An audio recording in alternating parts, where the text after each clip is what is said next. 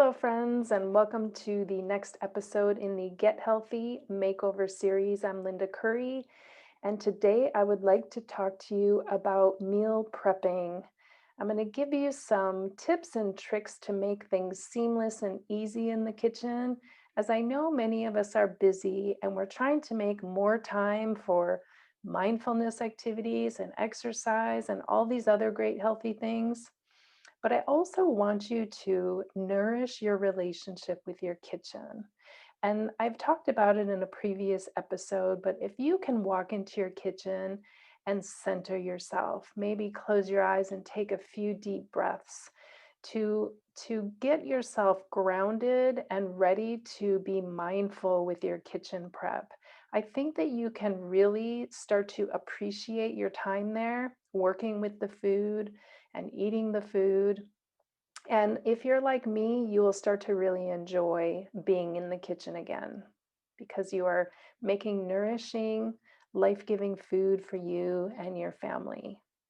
But we're all busy, and so it doesn't hurt to have some tricks for cutting down on time. So let's get right into it. So one of the meal prepping tips that I do is when I make a meal, I'll chop extra for the next night.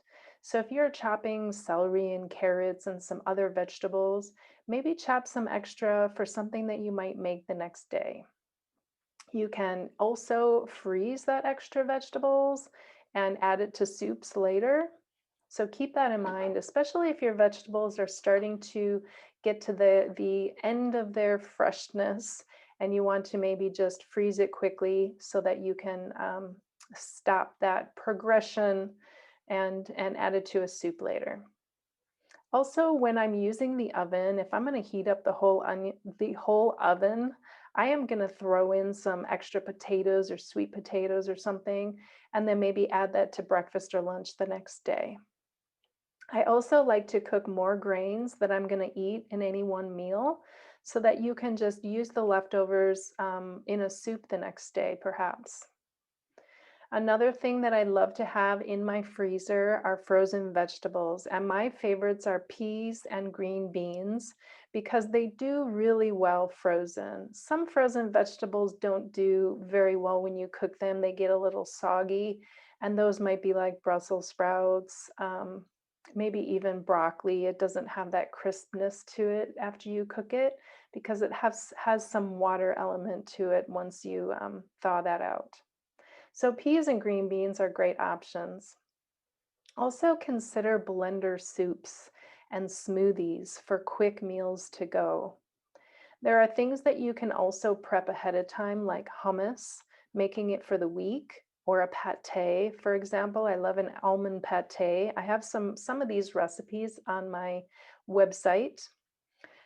In addition, things like salad dressings. I keep my salad dressings fairly simple, like a vinegar or a lemon, along with extra virgin olive oil, and then maybe some coconut aminos.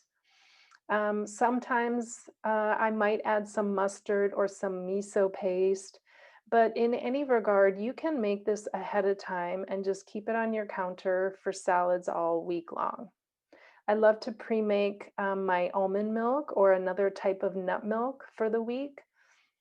I also can do salads, prepping salad, just keeping it very dry. Don't add wet things like tomatoes that are going to make it soggy, but you could make a salad for the next 3 days so that you have lunch ready to go.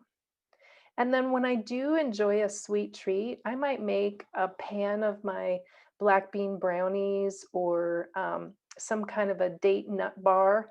And then the trick is to keep them in the freezer. Cut them all up into bite-sized pieces and freeze them so you don't eat them all in 2 days.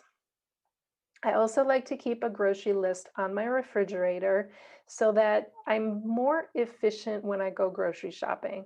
I know exactly what I'm getting low on or things that I am out of, so that when I go to the grocery store, I just grab this list and go. And also plan your grocery store runs and your meal prep days. So think about things here that you could add to your goals and actions that you could try maybe this next week. I want to give you some ideas now on quick, healthy, and hearty snack ideas. So, one thing that I really love to have on hand is trail mix. And I put this together myself. I have nuts and seeds and dried berries that I keep on hand because they keep for a long time. And you can mix these up and keep it in a container on your countertop so that it's always accessible. So you're not reaching for potato chips or chocolate or what have you. Not that chocolate is bad. I love to have my own dark chocolate, and I do make my own chocolate. So it's very delicious, high in antioxidants. It's a great treat as well. So I'm not dissing the chocolate lovers out there. I'm one of them. I also love to do soaked almonds with like cinnamon or tamari, something like that. Maybe give it a little saltiness so that you can get that, potato chip craving out of the way if you crave salt. Another really hearty snack is chia porridge. So chia seeds are really high in protein, a great plant protein. And if you soak them in water or almond milk, you can kind of make a porridge or even like a pudding. Keep in mind, don't eat small seeds if you do have some digestive issues like diverticulitis. But otherwise, just go gangbusters on this chia product because it's really healthy. And it's something that I put in my water with my hydration tonic, as you've seen in the past. Another really quick idea is just making a protein shake or a smoothie. I love doing that. And in fact, for a sweet treat, I make an avocado pudding with chocolate avocado and either some maple or some honey with that. Really delicious. And with the avocado in there, it is so satiating and keeps you full all day. Another thing I like to do is buying those thin rice cakes or corn, either made from rice or corn, and they're much lower in carbohydrates than like a piece of toast. And I like to smother them in nut butter. Sometimes I'll put avocado, make them really filling, and sprinkle some pepitas, pumpkin seeds, or sunflower seeds on them. It's a really great snack and even a breakfast. I tend to like making a batch of my black bean brownies and then putting some nut butter on top. And they're so healthy. They don't have added sugars. It's just sweetened with the dates that are put in there, that I think they're healthy enough for breakfast and they taste amazing. There's other lower carb, hearty baked goods. Like one of my other favorites is lemon scones that's made with almond flour and monk fruit sweetener. Really great for when you need that sweet treat and you're not going to be feeding the yeast in your gut. Another thing is just having an avocado, sprinkle some sea salt, some turmeric perhaps for some anti-inflammatory effect, and maybe sprinkle some pepitas on that as well. Or stuffed olives is a great healthy fat as well. So these are some of my quick but hearty snack ideas so that you're not always eating that processed foods. Processed bars have a lot of sugar in them. And so you really want to be careful with consuming too much of that. Finally, in this episode, I'd like to talk to you about some nutrient dense foods. So, we talked in an earlier episode about a core food protocol. Now, I'm hoping that you're moving more closely to a whole foods diet, very high in plant foods, in fact. And now I want to talk to you about some superfood type of things that you can implement to kind of get extra credit in that diet arena. So the first thing is sea vegetables. Sea vegetables are really high in minerals and minerals that we don't necessarily get in other foods.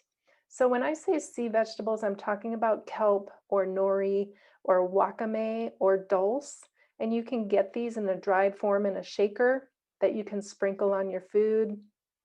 Or you can get dried wakame and soak it and make a cucumber seaweed salad with it. It's very delicious and not very fishy tasting. Something like kelp has an enormous amount of iodine that is bioavailable to your body. Table salt tends to be harder for your body to utilize the iodine in it. And I tend to use sea salt, which doesn't have iodine. So having a shaker of dried kelp is really helpful to make sure you're getting enough. Fermented foods is another nutrient dense food that I would love for you to incorporate into your diet. Whether you start out buying it, make sure you get a good brand. Like Bubby's brand of pickles or sauerkraut is really great because they don't pasteurize it to the point where all that good bacteria is gone. Making it yourself is even better. Using shredded cabbage and sea salt, you can easily make sauerkraut on your own in a mason jar. And I have some recipes on my blog for that as well. If you're a meat eater, you eat animal protein, you may want to start considering eating some of the organ meats. Just eating the muscle doesn't give you a very nutrient dense um, part of your diet. And so if you can start eating some of the other organ meats like the liver, you can get a lot more nutrition. And something like bone broth will give you natural collagen from the animal as well. And bone broth happens to be very strengthening to the gut lining. There's another gut strength product called ghee, which is a short chain fatty acid. Ghee is spelled Ghee, and basically it is a dairy product, but it has no lactose and no casein in it. It should be all strained out. So even people that are sensitive to lactose and casein can have ghee. It's pure fat, and it sounds like it's not very healthy, but it is very strengthening to your gut lining. Something that I consume, and it's the only dairy product that I consume today. Something that's really high in anti-inflammatory food is capers. So I want to encourage you to buy a jar of capers and sprinkle it on salads or put it over your fish. It's really delicious. It kind of has a mustardy taste and really healthy for you. And turmeric or curcumin is the supplement, the part of turmeric that's extracted that is very high anti-inflammatory is also a great product. In addition to fish, I want you to consider sardines. They're a very small fish, very high in omega fatty acids, and they are very low in mercury because it's a small fish. The next item is one of my favorites is sprouts. Sprouting broccoli seeds or alfalfa or clover are really healthy for you. And in fact, broccoli seeds, there have been some studies that really reduce breast cancer risk. And so super healthy foods. You can buy them, but I do suggest making your own. Cooked tomatoes is something that many of us have heard of. There's a nutrient called lycopene that you only get when you cook the tomato. But I want to make a note that we do need to add fat in order for your body to absorb that lycopene. So if you're making a marinara, maybe consider drizzling some extra virgin olive oil over your meal before you eat it. Beetroot is really great for liver and bile production, and you can get this in powdered form that you can easily put in your smoothies.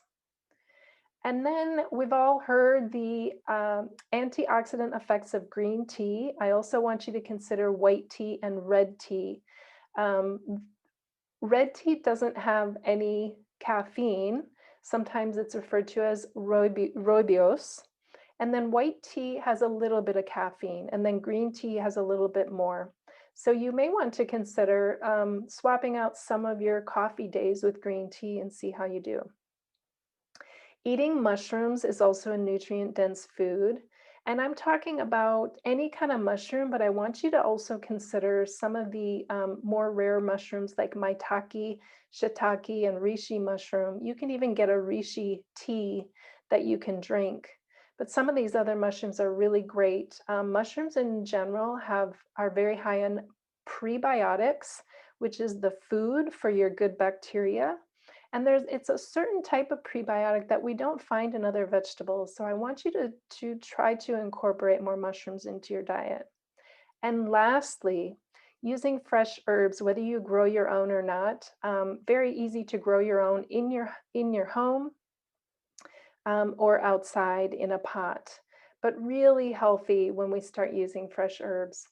So, with that, that was another episode that had a lot of information. So, in your notebook, I want you to think about today, what can you incorporate into your meal prepping activities to try to cut down on time in the kitchen?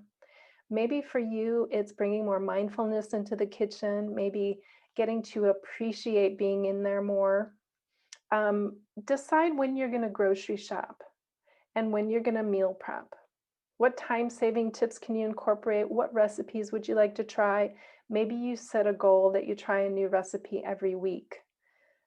So think about those things and also the nutrient dense foods. Maybe there's one or two that you can start to incorporate this week as well. Next time you go to the grocery store, check those out. With that, I want to thank you for joining again for another episode of the Get Healthy Makeover series, and I hope I will see you back here again next week. Take care.